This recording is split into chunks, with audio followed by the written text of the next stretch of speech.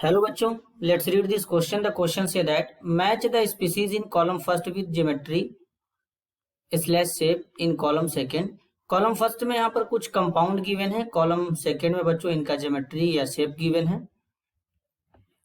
इन दोनों का correct match कराना है। इसके रिगार्डिंग यहाँ पे 4 ऑप्शन है, इन चारों में से करेक्ट को आइडेंटिफाई करना है। तो सबसे पहले समझेंगे की कॉन्सेप्ट। की कॉन्सेप्ट होगा ज्योमेट्री ऑफ मॉलिक्यूल। कैसे मॉलिक्यूल का ज्योमेट्री पता करेंगे बच्चों?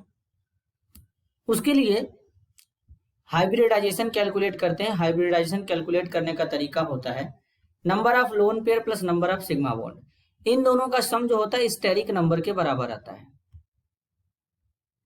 अगर स्टेरिक नंबर 2 हुआ तो हाइब्रिडाइजेशन sp होगा, और sp के केस में जो ज्योमेट्री बनता है वो लीनियर बनता है।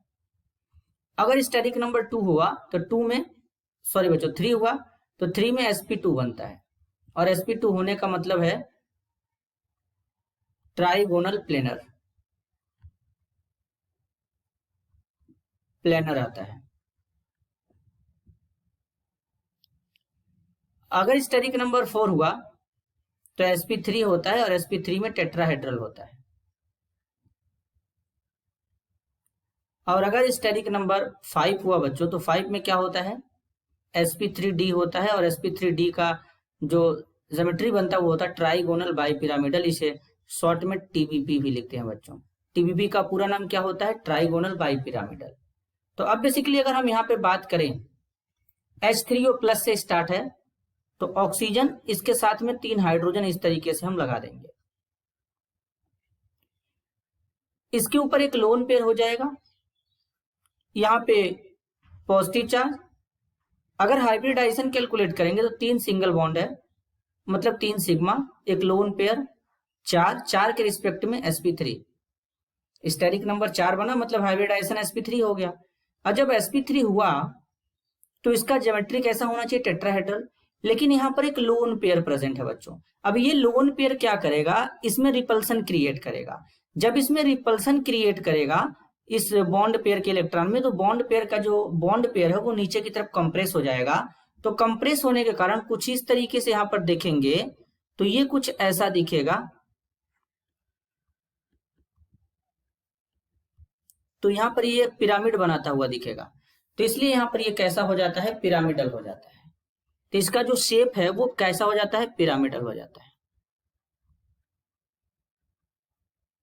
पिरामिडल हो जाता है ये बेसिकली इस तरीके से।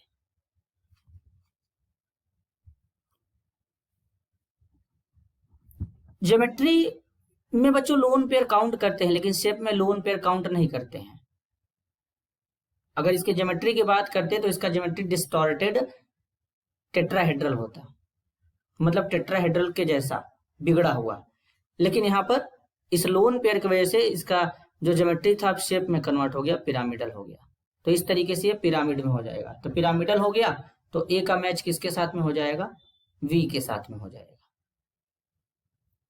नेक्स्ट है acetylene, HC triple bond CH। Triple bond में 1 सिग्मा 2 पाई होता है, तो यहाँ पर 1 सिग्मा यहाँ पे, तो sp हाइब्रिडाइजेशन इसका भी होगा, sp हाइब्रिडाइजेशन इसका भी होगा। sp हाइब्रिडाइजेशन है तो इसका मतलब ये कैसा होगा? लीनियर होगा। लीनियर होगा।